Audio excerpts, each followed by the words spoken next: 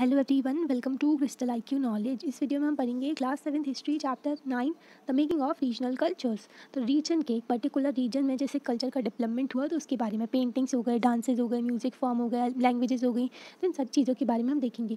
One of the commonest वे, तो एक बहुत ही ज़्यादा कॉमन वे है कि हम डिस्क्राइब करते हैं किसी भी पीपल को उनकी लैंग्वेज के हिसाब से, है ना। जैसे कि हम किसी कोई हरियाणवी बोलता है तो हम उसको हरियाणवी बोल देते, हरियाणवी बोलते हैं ना, तो बोलते अच्छा ये हरियाणा से है ना। जैसे कि कोई तमिल बोलता है तो बोलते तमिलियन है, अच्छा ये यहाँ से बिलोंग करते हैं, ठीक है। तो लैंग्वेज से हमको पता चल जाता है कि वहाँ से बिलोंग करते हैं, क्योंकि हमको पता है हमारे लैंग्वेज, इतनी सारी लैंग्वेजेस बोली जाती है हमारे देश में, है ना। जैसे कि तमिल और उड़िया हो गया, है ना। हम जो भी तमिल और उड़िया बोलता है तो हम समझ जाते हैं कि वो तमिलनाडु और उड़ीसा इससे बिलोंग करते हैं। इसी तरीके से हर रीजन का एक अलग अलग जो फूड होता है, फूड आइटम्स भी बहुत सारे होते हैं हमारे यहाँ, इतनी सारी तो डिशेज होती है ना। तो हर रीजन में एक स्पेशल फूड होता है ना, फूड होते हैं, क्लोथ्स उनके डिफरेंट होते हैं, पोइट्री, डांसेस, म्यूजिक, पेंटिंग, तो हर चीज़ में कुछ ना कुछ जो ना जो डिस्टिंक्टिव होते हैं थोड़े थोड़े, है ना। जैसे कि हमारी जो इंडिया को तो land of the unity and diversity कहते हैं ना, क्योंकि इतने ज़्यादा डाइवर्स कंट्री है हमारी। समटाइम्स जैसे कि इन आइडेंटिटीज़ को हम ग्रांटेड ले लेते हैं कि ये तो होता ही आया है ना, और एग्जिस्ट करता है इमेमोरियल टाइम से, बहुत पहले से ये एग्जिस्ट करता है, ऐसा भी सोच लेते हैं हम।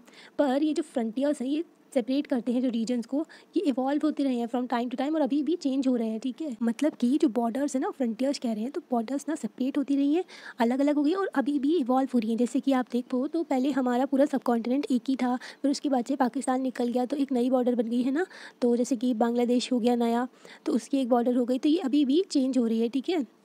ऑल्सो जैसे कि हम अंडरस्टैंड करते हैं रीजनल कल्चर ना, जो प्रोडक्ट है कॉम्प्लेक्स प्रोसेस ऑफ इंटरमिक्सिंग, तो सारी कल्चर ना इंटरमिक्स हो जाती है, क्योंकि देखो बाहर से भी कोई आया हमारे यहाँ तो वो भी, उनका भी कुछ कल्चर होता है, उनका भी कुछ फूड होता है ना, तो वो भी मिक्स होता है, लोकल ट्रेडिशन के साथ मिक्स हो जाता है वो जो जो भी कल्चर होता है। या फिर कोई वन स्टेट से दूसरे स्टेट जब ट्रैवल करते हैं, है ना, तो उसमें भी इंटरमिक्सिंग होती है कल्चर की लोकल ट्रेडिशन के साथ में, और नए नए आइडियाज़ भी निकल के आते हैं और जो आइडियाज़ के साथ भी मिक्सड होते हैं। तो पूरे सब कॉन्टिनेंट में जो इंटरमिक्सिंग हुई है कल्चर की लोकल ट्रेडिशन में, है ना। जैसे कि tradition for specific to some region other seems to be similar close across the region, तो ना एक जो रीजन में जो ट्रेडिशन है दूसरे रीजन का भी वो सिमिलर उसी की तरह होता है। पर क्या होता है कि वो ना ओल्डर प्रैक्टिस, जो पुरानी प्रैक्टिस है उन्हीं में से निकला है किसी पर्टिकुलर एरिया की, और ये जो है न्यू फॉर्म ले लेता है एक दूसरे एरिया में जा कर के, है ना। आप अगर खाने की ही बात कर लो तो एक डिश जो होगी सदर्न इंडिया से आई है, तो आते आते ना थोड़ा थोड़ा चेंजेस भी हो जाएगा उसमें नॉर्थ इंडिया में, फिर वो नया फॉर्म ले लेगा एक, है ना। थोड़ा सा मिर्च मसाला और मिल जाता है उसमें, है ना। तो ऐसे ना थोड़ा थोड़ा चेंज हो जाता है, कल्चर भी इंटरमिक्स हो जाता है हमारा। जैसे कि ना डांस फॉर्म को देख लो आप, सारे डांस फॉर्म को मिक्स करके भी बना देते हैं एक डांस फॉर्म, है ना। तो इसी तरीके से एक नया न्यू फॉर्म निकल के आ जाता है। अभी लैंग्वेज के बारे में देखते हैं, Chera and the development of Malayalam, ठीक है। तो यहाँ पर दिखा है जो एग्जाम्पल है, ये ना बहुत अच्छा एग्जाम्पल है चेरा और जो मलयालम का। देखते हैं एग्जाम्पल है, एक कनेक्शन है जो लैंग्वेज एंड रीजन के बीच में, रीजन एक जगह और लैंग्वेज के बीच में क्या कनेक्शन है। चेरा किंगडम ऑफ महोदयापुरम इस्टेब्लिश हुआ था 9th सेंचुरी में, ठीक है। 9th सेंचुरी में था, south western part of the peninsula, part of the present day जो केरला। पेनिनसुला क्या होता है, जो ये हमारा नीचे वाला पार्ट है ना भारत का, जो सदर्न इंडिया है, तो ये तो केरला है हमारा, ठीक है। तो ये वाला जो रीजन होता है ना, इसको पेनिनसुला कहते हैं। पेनिनसुला वो एरिया होता है जो 3 साइड से पानी से घिरा होता है ना। तो ये देखो, ये 3 साइड से पानी से घिरा हुआ है, तो इसको पेनिनसुला कहते हैं, ठीक है। हाँ, तो ये जो है ना केरला, आप देखो ये east, west, north and south, और हमारा इंडिया देखो अगर ऐसे लेते हैं तो ये होता है साउथ वेस्ट। तो यहाँ के यहाँ पर बोला गया है साउथ वेस्टर्न, साउथ वेस्टर्न, यहाँ से हमारा मानसून की विंड्स भी एंटर करती हैं, ठीक है। तो हवाएं आती हैं, तो इसलिए इसको साउथ वेस्ट मानसून कहते हैं, ठीक है। तो यहाँ पर केरला पड़ता है, इसलिए साउथ वेस्टर्न बोला गया है, ठीक है। तो यहाँ पर जो है मलयालम लैंग्वेज बोली जाती है, ठीक है। तो ये मलयालम लैंग्वेज जो है यहाँ पर डेवलप हुई थी। द रूलर्स इंट्रोड्यूस, तो जहाँ यहाँ पर जो राजा थे उन्होंने इंट्रोड्यूस किया था मलयालम लैंग्वेज को। And script in their inscriptions, तो उनके इंस्क्रिप्शंस जो हैं, जो इंस्क्रिप्शन होते हैं हार्ड सरफेस में लिखे जाते हैं, जो कि स्टोन वगैरह हो गया, है ना, मेटल हो गया, तो उनमें लिखे जाते हैं। तो उसी का इंस्क्रिप्शन हमको मिलता है, उसमें मलयालम लैंग्वेज है, ठीक है। जो आर्कियोलॉजिस्ट है उनको मिलता है, ठीक है। This is one of the earliest example of the use of regional language. तो ये जो बहुत ही ना अर्लीस्ट एग्जाम्पल है उनमें से एक एग्जाम्पल है ये, जिस टाइम पर ये रीजनल लैंग्वेज को यूज़ किया गया था, जो लोकल लैंग्वेज है पीपल की। तो ऑफिशियल रिकॉर्ड भी हुआ करते थे जो लोकल लैंग्वेज में होते थे इसमें, ठीक है। तो मलयालम लैंग्वेज वहाँ पर लोकली बोली जाती थी। यहाँ पर ये देखो मलयालम लैंग्वेज का दिया हुआ है ना, ओली जो इंस्क्रिप्शन है मलयालम लैंग्वेज में लिखा गया केरला में। एट द सेम टाइम, इसी टाइम पर जो चेरा थे, चेरा हाँ, चेरा का मैं आपको बताना भूल गई ना। देखो चेरा चोला पांड्या के बारे में पढ़ा था ना, तो केरला साइड पे चेरास रूल किया करते थे, यहाँ पर चोला, यहाँ पर पांड्यास, ठीक है। तो ये वाले रीजन पे चेरास का रूल था केरला साइड पर, ठीक है। तो ये जो चेरा थे, ये सांस्कृतिक ट्रेडिशन से इन्होंने जो लैंग्वेज वगैरह निकाली थी अपनी। टेम्पल जो थिएटर था केरला का, तो इसी टाइम पर मिलता है हमको जो टेम्पल थिएटर है केरला में, उसमें ना स्टोरीज़ दिखाई जाती थी किसी संस्कृत एपिक की। एपिक्स क्या होती है, बहुत बड़ी बड़ी स्टोरीज़ होती हैं एपिक्स, ठीक है। तो जो संस्कृत एपिक्स थी ना, तो उनकी स्टोरीज़ ली गई थी और जो केरला में थिएटर होता था उसमें दिखाया करते थे। फर्स्ट लिटरेरी वर्क जो मलयालम में किया गया था, ये 12th सेंचुरी का डेट मिलता है हमको, ठीक है। 12th सेंचुरी में लिखा गया था इसको। जो पहला जो भी किताब वगैरह जो भी लिटरेरी वर्क था तो वो लिखा गया था, जो कि ना आभारी है संस्कृत का, ठीक है, संस्कृत का। क्योंकि जो 14th सेंचुरी का टेक्स्ट है लीलावती कलम, जो लीलावती कलम एक टेक्स्ट है 14th सेंचुरी का, तो इसमें क्या दिया हुआ है, ग्रामर एंड पोइटिक्स दी हुई है, ग्रामर वगैरह एंड पोइटिक वगैरह दिया हुआ है इसमें। तो कंपोज किया गया था मनी प्रॉब्लम में। मनी प्रॉब्लम जो है जिसका मीनिंग होता है लिटरेरी डायमंड एंड कोरल्स, ठीक है।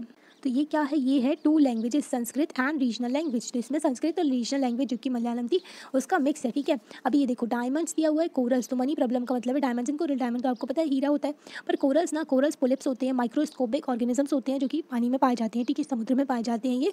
तो ये जो होते हैं ना, जो कोरल पोलिप्स होते हैं माइक्रो ऑर्किड, तो ये ना इकट्ठे रहते हैं कॉलोनीज़ में। तो जब ये मर जाते हैं ना, तो इनका स्केलेटन एक के ऊपर एक ना ऐसे इकट्ठा होता जाता है इसका। तो यहाँ पर बहुत सारे जो जीव जंतु और भी रहा करते हैं वहाँ पर, फिशेस वगैरह, तो बहुत इंपॉर्टेंट रोल होता है कोरल्स का, कोरल पोलिप्स का। फिर क्या होता है, जब ये इनका स्केलेटन ना जो निकालते हैं ना थोड़ा बहुत, तो उसी से मूंगा पत्थर बनता है, ठीक है, उसी को मूंगा पत्थर कहते हैं, ठीक है। तो वो रेड कलर का होता है और वाइट भी होता है जहाँ तक। तो ये कोरल्स है ना, ये मूंगा पत्थर है। आप मूंगा जो अगर आप देखोगे सर्च करके, तो ये इंपॉर्टेंट होता है, मतलब महंगा भी मिलता है बहुत। तो वही डायमंड्स एंड कोरल्स की यहाँ पर बात की है, जो कि कोरल पोलिप्स से उनके स्केलेटन से बनता है, ठीक है। यहाँ पर ये हो गया। अभी देखते हैं rulers and regional tradition, Jagannath cult. अब हम यहाँ पर देखेंगे टेम्पल के बारे में, है ना। अभी हमने लैंग्वेज के बारे में देख लिया। यहाँ पर देखो ये पिक्चर दी हुई है, उड़ीसा में ना ये भगवान जी को पूजा जाता है, ठीक है। द आइकन्स ऑफ बालभद्रा, बालभद्रा है ये, सुभद्रा है, जो जगन्नाथा है, और जो कि पाम लीफ है। मैन्यूस्क्रिप्ट डिस्क्रिप्शन में डिफरेंस होता है। मैन्यूस्क्रिप्ट पाम लीफ जो है उसकी है ये, तो उड़ीसा में ये इनको पूजा जाता है, ठीक है। अदर रीजन्स रीजनल कल्चर, तो और भी रीजन थे जो रीजनल कल्चर ग्री हुए थे रिलीजियस ट्रेडिशन के साथ में। बेस्ट एग्जाम्पल यहाँ पर देखते हैं, तो जो जगन्नाथ कल्ट थे, जो जगन्नाथ फेथ वाले जो ग्रुप था। तो जगन्नाथ क्या होता है, जगन्नाथ का मतलब होता है लॉर्ड ऑफ द वर्ल्ड, जगत का नाथ है ना। तो जगन्नाथ जो भगवान पूरे वर्ल्ड के, तो उनका जो नेम है विष्णु है, ठीक है। तो विष्णु बोला गया इनको। पूरी उड़ीसा में जगन्नाथ, पूरी उड़ीसा का टेम्पल है ना। To date the local tribal people क्या करते थे, लकड़ी में इमेज बनाया करते थे इनकी, जो अपने ईश्वर की, एंड सजेस्ट करते थे डिटी जो है ओरिजिनली लोकल गॉड है। इससे हमको पता चलता है कि जो ईश्वर थे इनके जगन्नाथ, वो लोकली पूजे जाते थे बहुत ज़्यादा। फिर इनको विष्णु जी से आइडेंटिफाई कर दिया, है ना। फिर इनको विष्णु से आइडेंटिफाई कर दिया, जो जगन्नाथ थे ना, जो इनके भगवान जी थे, तो उनको इनसे आइडेंटिफाई कर दिया कि ये विष्णु का ही अवतार है, ठीक है, इस तरीके से।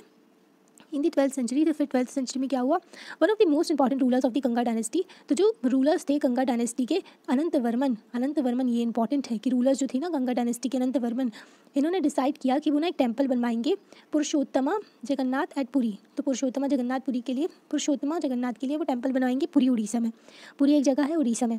तो सब्सिक्वेंटली क्या हुआ, 1230 में किंग अनंग भीमा III, तो अनंग भीमा III ने क्या किया, पूरा जो टेम्पल था अपना, टेम्पल नहीं किंगडम, जो पूरा उनका राज्य था ना, तो उन्होंने अपने भगवान जो ईश्वर थे उनको दे दिया, एंड अपने आप को उनका डिप्टी बोला, मतलब कि वो मैनेजर है गॉड के, ठीक है। बस ना एक उस तरीके से है, मैनेजर या फिर सबॉर्डिनेट कह लो आप। तो वो अपने आप को सेकंड इंपॉर्टेंट पोजीशन में रख लिया, उन्होंने डिप्टी बना लिया गॉड का, और पूरा जो राज्य था वो अपने जो ईश्वर को दे दिया, ठीक है। तो अनंग भीमा III ने, और टेम्पल किसने बनवाया था, अनंत वर्मन ने, जो कि गंगा डायनेस्टी के थे, ठीक है।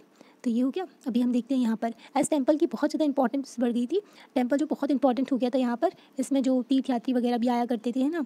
It's authority in social political matter में भी बहुत ज़्यादा बढ़ गई थी। सोशल एंड पॉलिटिकल मैटर में भी इनकी बढ़ गई थी authority. Social and political matters में कैसे कि देखो सोसाइटी पूरा ना टेम्पल्स का टाउन देखा था हमने कि टेम्पल्स के आसपास कैसे डेवलप हो जाता है टेम्पल टाउन। और फिर पॉलिटिकल मैटर्स में यहाँ पर दिया हुआ है, पॉलिटिकल मैटर्स में कैसे इंपॉर्टेंस बढ़ गई थी, क्योंकि जो भी कॉन्कर करता था ना, जो भी उड़ीसा में कब्जा करता था, जीतता था उड़ीसा को, तो वहाँ पर वो जैसे कि मुगल्स हो गए, मराठा हो गए, इंग्लिश ईस्ट इंडिया कंपनी भी, तो जिन्होंने भी यहाँ पर जो रूल किया है, तो वो चाहते थे कि पूरा कंट्रोल कर ले टेम्पल पे।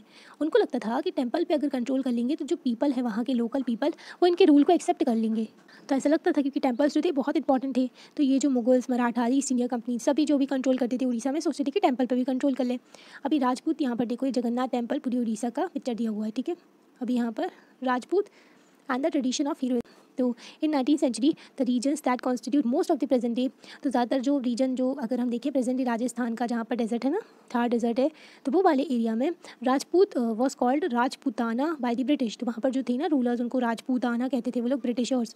वाइल दिस में सजेस्ट दैट, तो ये इससे हमको पता चलता है कि वहाँ पर जो थे इनहेबिटेड ओनली और मेनली बाय राजपूत, तो वहाँ पर सिर्फ राजपूत रहते होंगे। इससे हमको क्या पता चलेगा कि ब्रिटिशर्स वहाँ पर राजपूताना कहते थे उन लोगों को, मतलब कि राजस्थान साइड वहाँ पर सिर्फ राजपूत रहा करते थे क्या। This is only partly true, पर ये जो है ना ये चीज़ है ये ट्रू नहीं है, पूरी तरीके से सच नहीं है ये। वहाँ पर और भी लोग रहा करते थे, जैसे कि सेवरल ग्रुप थे जो कि अपने आप को राजपूत कहते थे in many areas of northern and central India. तो नदर्न एंड सेंट्रल इंडिया में कई सारे एरिया ऐसे थे जहाँ पर लोग अपने आप को राजपूत कहते थे। And of course there are several people, और भी पीपल थे अदर देन राजपूत जो राजस्थान में रहा करते थे। हाउएवर जो राजपूत हैं हम अपने आप को रिकॉग्नाइज़ करते हैं, नहीं जो राजपूत है ना तो उनको रिकॉग्नाइज़ किया जाता है, उनको माना जाता है कि उन्होंने बहुत इंपॉर्टेंट कंट्रीब्यूशन किया है जो कल्चर ऑफ राजस्थान। आप राजस्थान में देखोगे तो इतने सारे महल मिलते हैं वहाँ पर, इतने सारे किले मिलते हैं ना, मतलब इतनी सारी जो रूलर्स थे वहाँ पर छोटे छोटे और बड़े बड़े भी थे, तो मतलब उन्हीं से पता चल जाता है कि जो राजस्थान की हिस्ट्री कितनी बड़ी होगी। मतलब कोई हिस्ट्री पढ़ना चाहे राजस्थान की तो बहुत ही ज़्यादा डाइवर्स होगी, क्योंकि ना उसमें बहुत सारे रूलर्स के उनको नाम पढ़ने पड़ेंगे एक तो, है ना। There are the cultural tradition, these cultural tradition were closely linked with the ideals and aspiration of rulers। तो ये जो cultural tradition है जो ये भी कल्चर में हमको मिलता है ना, तो ये जो वहाँ के रूलर्स थे उनका जो ये सब था एस्पायरेशन और आइडियल्स थे उनके, ठीक है। From about the 8th century जो प्रेजेंट डे राजस्थान है उसमें ज़्यादातर राजपूत फैमिली रूल्स किया करती थी, जैसे कि हमने चैप्टर 2 में पृथ्वीराज चौहान के बारे में पढ़ा था। पृथ्वीराज चौहान के बारे में हमने आपको बताया था कि मोहम्मद गौरी से उनकी बैटल हुई थी, है ना, बैटल ऑफ तारीन हुई थी। पहले उनकी फर्स्ट बैटल में वो उन्होंने हरा दिया था मोहम्मद गौरी को, सेकेंड बैटल में मोहम्मद गौरी ने पृथ्वीराज चौहान को हरा दिया था और फिर दिल्ली पे कब्जा कर लिया था, है ना। फिर उनके जो स्लेव थे मोहम्मद गौरी के कुतुबुद्दीन ऐबक, तो उनका कब्जा हो गया था वहाँ पर फिर दिल्ली में, ठीक है। फिर क्या हुआ, फिर दिल्ली सल्तनत शुरू हो गई थी, ममलुक डायनेस्टी और स्लेव डायनेस्टी का भी शुरुआत हुआ था फिर, है ना।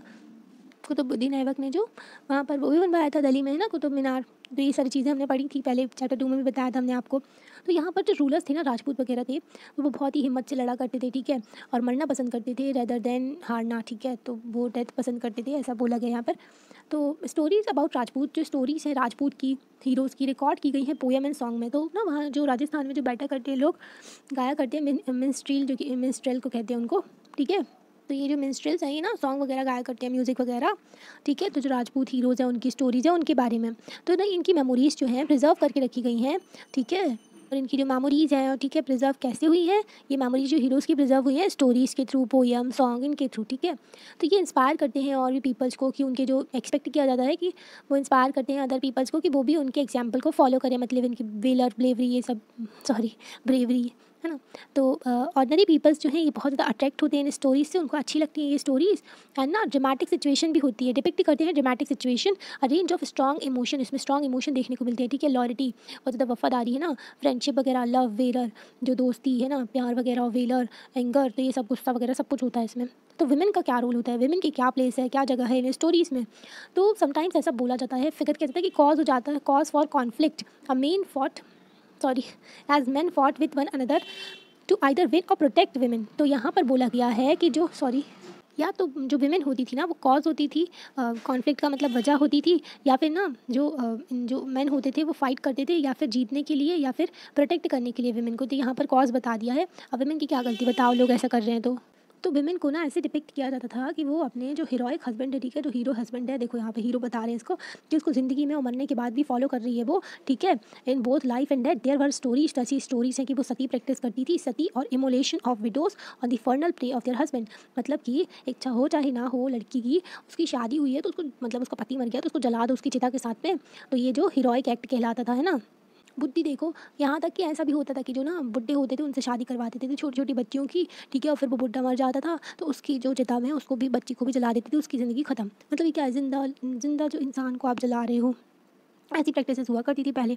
अब ये जो रूलर्स वगैरह थे इनकी वाइफ ने तो जो अपने आप को सेक्रीफाइस किया, पर लोकल लेवल में जब ये सब फॉलो होने लगा ना, ये सब करने लगे और एक प्रैक्टिस ही बन गई। उनको पता, फिर जो लोग थे जो रिलीजन के ठेकेदार होते हैं, तो उन्होंने ऐसा बता दिया कि तो रिलीजन का पार्ट ही है। तो इस प्रैक्टिस को ख़त्म करने में कितनी मेहनत लगी हमारे यहाँ सोशल रिफॉर्मर की, राजा राम मोहन रॉय, उन्होंने बहुत मेहनत की कि इसको ख़त्म किया जाए, सती प्रैक्टिस को, मतलब ज़िंदा जला रहे हैं इंसान को। सो दोज हु फॉलो, जो भी ये हीरोइक आइडियल्स को फॉलो करते थे, इनको कुछ पे करना पड़ता था, मतलब कि अपनी ज़िंदगी देनी पड़ती थी, तब जाके ये हीरो वगैरह बनते थे। यहाँ पर ये मैप दिया हुआ है, ये इंपॉर्टेंट है, हम डिस्कस करते हैं। तो यहाँ पर हम मैप देखते हैं, ठीक है। तो ये है पाकिस्तान, ठीक है, और ये है बांग्लादेश। तो जब 1947 में क्या हुआ था, जब डिवीज़न हुआ था ना, पार्टीशन हुआ था, आज़ादी के साथ साथ पार्टीशन भी हुआ था। तो पार्टीशन में पाकिस्तान ना ये ईस्ट पाकिस्तान को भी लेके निकला था। ये ईस्ट पाकिस्तान था और ये वेस्ट पाकिस्तान था, ठीक है, क्योंकि ये ईस्ट में पड़ता है ना और ये वेस्ट है।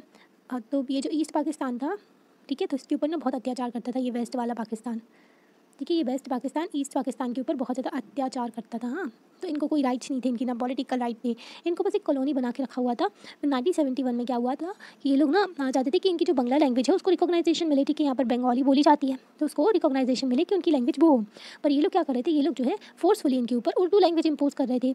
तो फिर क्या हुआ, जो यहाँ के जो लोग थे उन्होंने रिवेलियन किया कि हमको हमारी लैंग्वेज बोलने दी जाए, है ना, उनको भी राइट्स मिले, उनको भी हक मिले, ठीक है, जो पार्लियामेंट में बोलने का मौका दिया जाए। तो ये सब उनको कोई भी हक नहीं थे। तो इन्होंने क्या किया, इन्होंने ना बहुत ज़्यादा पुलिस एक्शन कर दिया यहाँ पर, जो ईस्ट पाकिस्तान में, यहाँ पर बांग्लादेश में, यहाँ पर बहुत सारे लोगों को मारने लगे।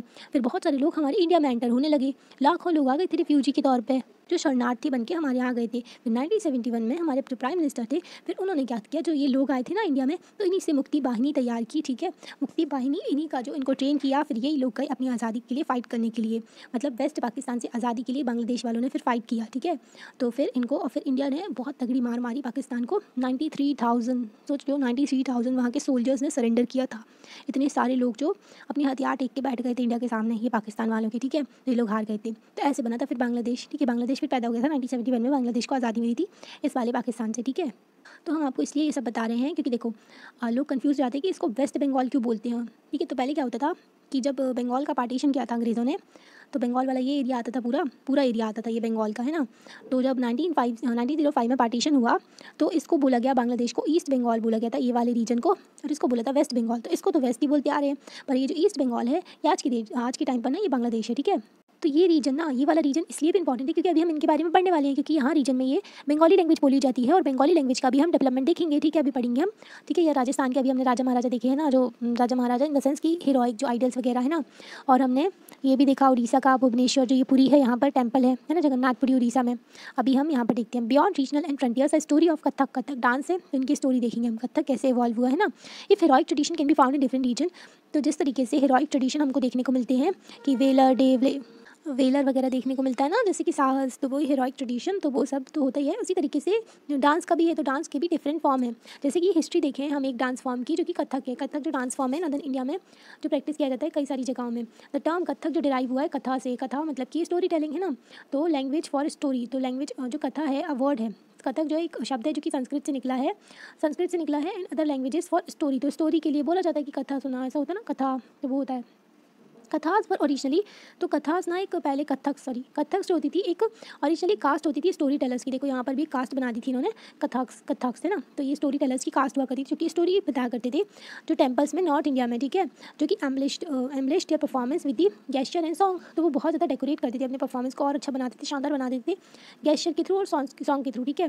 मतलब कि जो अपने पूरे हाव भाव दिखा के बॉडी के है ना, जो मूवमेंट करके हाथ पैरों से, तो उसी तरीके से और गाने के साथ, तो वो अपना जो स्टोरी को बताया करते थे लोगों को, है ना। फिर कथक इवॉल्व होने लगा एक अलग तरीके के डांस फॉर्म में, ठीक है, 15th एंड 16th सेंचुरी में, और स्प्रेड हो गया जब भक्ति मूवमेंट स्प्रेड हुआ था ना, उस टाइम पर भक्ति मूवमेंट में भी लोग भजन गाया करते थे, डांस किया करते थे, ठीक है। तो उस टाइम पर भी ये स्प्रेड हुआ था फिर कथक, ठीक है। तो एक तरीके से डांस फॉर्म की तरह, है ना। तो यहाँ पर जो राधा कृष्णा के जो लेजेंड है राधा कृष्णा, तो इनको इनेक्ट किया गया था एक फॉक प्ले, तो इनका प्ले किया जाता था रासलीला, ठीक है। तो रासलीला जो कि एक प्ले होता था, तो उसको किया जाता था फॉक डांस के साथ में, जो लोक नृत्य होता था, डांस होता था, तो उसके साथ में वो बेसिक गेस्चर होते थे उसमें, ठीक है। कथक स्टोरी टेलर तो ना डांस कर करके स्टोरीज बताई जाती थी, तो आप समझ गए कि जो स्टोरी टेलर जो ना कथा बताई जाती थी कथक के थ्रू, तो डांस के थ्रू बताई जाती थी कथा, है ना। तो जैसे कि राधा कृष्णा की बताई जाती थी, रासलीला कहते थे उसको। Under the Mughal emperors and their nobles, तो मुगल एम्पर हो गए, उनके जो नोबल्स थे, जो उनके खास लोग थे, जो अमीर थे ना, तो वो लोग कथक जो था परफॉर्म किया जाता था कोर्ट में, दरबार में परफॉर्म होता था कथक, ठीक है। कथक किया जाता था, जो कि अभी अगर हम देखें वेयर इट एक्वायर्ड, तो it's present features develop into a form of a dance method. तो ना उस टाइम पर क्या हुआ, फिर जो ये परफॉर्म किया जाता था, तो और ज़्यादा इसके जो फीचर्स डेवलप हो गए और एक तरीके से डांस फॉर्म की तरह निकल के आया, है ना। Subsequently it developed in 2 tradition, तो 2 तरीके के इसमें ट्रेडिशन थे, 2 ट्रेडिशन थे, एक तो ट्रेडिशन और घरानास भी कह सकते हैं हम इसको। तो एक तो राजस्थान में और दूसरा था लखनऊ में। राजस्थान और लखनऊ में प्रैक्टिस किया जाता था ये कोर्ट्स में, है ना, जो राजस्थान और लखनऊ के, ठीक है। तो अंडर पैट्रोनेज और वाजिद अली। पैट्रोनेज क्या होता है कि जो आप सपोर्ट दे रहे हो किसी चीज़ को, मतलब कि जो बड़े बड़े राजा महाराजा हुआ करते थे, जैसे कि मुगल्स हो गए, जो भी उनको आर्टिस्ट थे या फिर कोई म्यूजिशियन थे या फिर कोई डांसर थे, तो उनको अगर वो अच्छे लगते थे कि हाँ ठीक है आप अच्छा कला करते हो तो आपको हम सपोर्ट देंगे, ठीक है, सपोर्ट करते थे, तो वो उनके पेट्रन्स हो जाते थे, ठीक है। तो वाजिद अली शाह के पेट्रोनेज के अंदर जो वाजिद अली शाह जो शाह थे, तो उन्होंने क्या किया, जो लास्ट नवाब थे अवध के, तो ये ना मेजर आर्ट फॉर्म की तरह डेवलप हो गया क्योंकि इन्होंने इसको सपोर्ट किया। Third quarter of the 19th century के जो थर्ड क्वार्टर में क्या हुआ, इट वॉज फॉर्मली इनरिच, तो ये डांस की फॉर्म में निकल के आया। Not only in these two region, और भी रीजन में ये परफॉर्म किया जाने लगा, जैसे कि पंजाब, हरियाणा, जम्मू एंड कश्मीर, बिहार, मध्य प्रदेश। एंड ना इसमें क्या किया कि बहुत ज़्यादा ना जो फोकस किया जाता था कि रैपिड फुटवर्क ना, जल्दी जल्दी जैसे पैर चलाना है ना, जो बारीक चीज़ें, बहुत अच्छे से कॉस्ट्यूम पहना करते थे, कपड़े वगैरह, एंड जल्दी जल्दी पैर चला के जो कथक किया जाता है ना, आपने देखा ही होगा। तो इससे ना स्टोरीज बताई जाती थी। Kathak like several other cultural practice, तो कथक जो ना अदर कल्चरल प्रैक्टिस की तरह ही जो डिसफेवर किया गया British administrators in 19th century and 20th century. तो क्या हुआ कि जो ब्रिटिशर्स थे ना, वो तो हमारे यहाँ के कल्चर को वैसे ही पसंद नहीं करते थे, मतलब कि वो ना फेवर नहीं करते थे, तो कथक को भी उन्होंने बिल्कुल भी फेवर नहीं किया। पर ना ये सर्वाइव किया और कंटिन्यू रहा क्योंकि जो कोडिशंस थी ना, जो वैश्या थी, वो इसको परफॉर्म किया करती थी। एंड ये रिकॉग्नाइज किया गया 6 classical forms of dance in the country after independence. तो 6 क्लासिकल डांस है हमारे यहाँ कंट्री में, तो इंडिपेंडेंस के बाद से, तो इनको बहुत इंपॉर्टेंट माना जाता है, ठीक है, और जो हमारी कल्चर का बहुत इंपॉर्टेंट पार्ट है, ठीक है। अभी क्लासिकल का क्या मीनिंग होता है हम इधर पर देखते हैं, ठीक है। तो कैसे हम डिफ़ाइन करेंगे कि जो क्लासिकल किसको बोलेंगे हम, ठीक है। तो किसी भी आर्ट फॉर्म को हम क्लासिकल कैसे बोल सकते हैं, ये बहुत कॉम्प्लिकेटेड है। क्लासिकल का मीनिंग क्या है, क्या वो रिलीजियस थीम से रिलेटेड हो इसलिए हम उसको क्लासिकल बोलेंगे, या फिर वो क्लासिकल हो बिकॉज उसमें बहुत ज़्यादा स्किल्स लगती हो, है ना, और बहुत सारे सालों की जो ट्रेनिंग लगती हो, कई सालों तक जिसने भी ट्रेनिंग की हो इसमें लगती हो, इसलिए हम उसको क्लासिकल बोलेंगे। या फिर उसको ना एकदम रूल्स के अकॉर्डिंगली परफॉर्म किया जाता है, उसमें ज़रा से भी चेंजेस नहीं होने चाहिए, ठीक है, तो उसको हम क्लासिकल बोलेंगे क्या। तो ये क्वेश्चन है, उनके बारे में हमको सोचना है, ठीक है। तो जो कई सारे डांसेस होते हैं उनको हम फोक कहते हैं, ठीक है, जो लोक नृत्य होते हैं, जो लोकल किए जाते हैं, जो ट्रेडिशनल होते हैं, बहुत सारी जगहों में होते हैं, तो फोक डांसेस होते हैं, तो उनमें कई सारी कैरेक्टरिस्टिक होती हैं जो टिपिकल क्लासिकल फॉर्म की। तो जब हम क्लासिकल के बारे में बात करते हैं, तो क्लासिकल में suggest these forms are superior and this need not always true. तो क्लासिकल जो टर्म है वो बता रहे हैं कि जो ये फॉर्म जो है डांसेस के सुपीरियर है, पर ये ज़रूरी नहीं कि ये सच हो, है ना। तो अदर जो हमारे यहाँ क्लासिकल डांसेस हैं प्रेजेंटली, जैसे कि भरतनाट्यम तमिलनाडु का, कथकली केरला, ओडिसी उड़ीसा, कुचिपुड़ी आंध्र प्रदेश और मणिपुरी मणिपुर। तो ये इंपॉर्टेंट आपको याद होना चाहिए कि हमारे यहाँ के क्लासिकल डांसेस क्या है। एक और है सतारिया, आसाम का है, ठीक है, तो वो भी ऐड कर लेना आप इसमें, सतारिया आसाम का है, ठीक है। तो ये कथक डांसेस कोट पेंटिंग में दिखाया गया है, ठीक है। पेंटिंग्स के बारे में देखते हैं, अब डांस के बारे में देख लिया। पेंटिंग्स और patron the tradition of miniature. Patrons हमने बताया था आपको, जो सपोर्ट करते हैं, जो बड़े बड़े रूलर्स वगैरह होते हैं, वो सपोर्ट देते थे जो आर्टिस्ट हुआ करते थे, डांस वाले और जो पेंटिंग करने वाले हैं ना, तो उनको सपोर्ट देते थे, इसलिए उनको पेट्रॉन्स बोला जाता था उनका, है ना, जो आर्टिस्ट थे उनका। अदर ट्रेडिशन जो कि डेवलप हुआ था हमारे यहाँ मिनिएचर पेंटिंग का था, ठीक है। मिनिएचर पेंटिंग हम नाम से ही देख सकते हैं कि स्मॉल साइज़ की पेंटिंग है, छोटी छोटी सी पेंटिंग बनाई जाती थी, है ना। जनरली ये जो है वाटर कलर में की जाती थी, वाटर कलर से की जाती थी, जो कि क्लोथ, कपड़े पे या फिर पेपर पे की जाती थी, है ना। The earliest miniature were on the palm leave. सबसे पहले जो मिनिएचर की गई थी, मतलब पहले के टाइम पर की जाती थी, जो पाम लीव्स पे की जाती थी और लकड़ी पर की जाती थी, जो कि ब्यूटीफुल होती थी बहुत ज़्यादा। हमको वेस्टर्न इंडिया में मिलती है ये, ठीक है।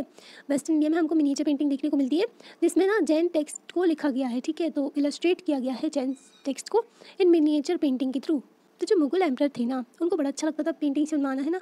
जो अकबर थे, जहांगीर थे, शाहजहाँ थे, तो ये क्या करते थे, बहुत ज़्यादा सपोर्ट किया करते थे। पैट्रन थे ये, जो कि स्किल्ड पेंटर्स की, ठीक है, और इलस्ट्रेट करवाते थे मैन्यूस्क्रिप्ट को, जो भी मैन्यूस्क्रिप्ट उनके पास है, ठीक है, उसमें कुछ कुछ कहानियाँ भी लिखी है, तो उसको आप बताइए, ठीक है, इलस्ट्रेट करिए उसको पेंटिंग के थ्रू, एक ना इमेज दीजिए, इमेज का फॉर्म दीजिए उसको, है ना, इस तरीके से।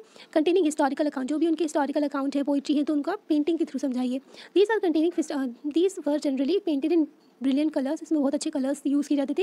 एंड पोर्ट्रेट करते थे कोर्ट सीन का, जो भी कोर्ट लगा है, दरबार लगा है अकबर का, तो उसको बना देंगे, ठीक है। सीन ऑफ बैटल में अगर लड़ने गए हैं तो बैटल का बता देंगे कैसे से लड़ाई होती है ना, और हंटिंग का दिखा देते हैं, शिकार का, एंड और भी जो सोशल लाइफ है उसका। तो ये जो है एक्सचेंज किया जाते थे गिफ्ट के तौर पे, मतलब पेंटिंग्स जो है वो गिफ्ट के तौर पे दी जाती थी। दे वर व्यूड ओनली बाय दी, तो कुछ ही लोग इन पेंटिंग्स को देख सकते थे, जैसे कि एम्परर हो गए, राजा हो गए, और उनके जो क्लोज एसोसिएट हो गए, वो बस देख सकते थे। जैसे कि यहाँ पर एक पेंटिंग दी है, अकबर जो है रेस्ट कर रहे हैं। अब क्या हुआ, जो मुगल एम्पायर थे ना, वो डिक्लाइन हो गए, तो बहुत सारे जो उनके पेंटर्स थे, अब वो रीजनल कोर्ट में जाने लगे, रीजनल स्टेट्स में जाने लगे, मतलब कि जो छोटे मोटे राजा महाराजा थे वो निकल कर आए थे, जो इंडिपेंडेंट बने थे, उनके कोर्ट में जाने लगे, ठीक है। तो ये जो चैप्टर चैप्टर 10 में हम पढ़ेंगे इसके बारे में। एज अ रिजल्ट, तो इसके रिजल्ट से क्या हुआ, मुगल आर्टिस्टिक टेस्ट जो था उससे क्या था कि जो मुगल आर्टिस्टिक टेस्ट था ना, जो मुगल्स को पेंटिंग वगैरह बहुत पसंद था, तो उसकी वजह से जो इन्फ्लुएंस किया था रीजनल कोर्ट्स को भी, ठीक है, डेक्कन एंड राजपूत के कोर्ट जो राजस्थान के थे उन लोगों को भी ये सब अच्छा लगने लगा था। एट द सेम टाइम उन्होंने क्या किया, फिर डेवलप किए अपनी अलग स्टाइल को भी मेंटेन करके रखा उन्होंने, ठीक है। Portraits of rulers and court scenes came to be painted, तो जो पोर्ट्रेट्स थे रूलर्स की फोटो बनाना, उनको उनकी कोर्ट सीन जो दरबार लगे उसको दिखाना, फॉलोइंग दी मुगल एग्जाम्पल, मुगल के एग्जाम्पल को ही फॉलो। तो थीम्स ऑफ माइथोलॉजी जो कहानियाँ थी उनको भी पेंट किया जाता था, पोइट्री होती थी उसको भी दिखाया जाता था।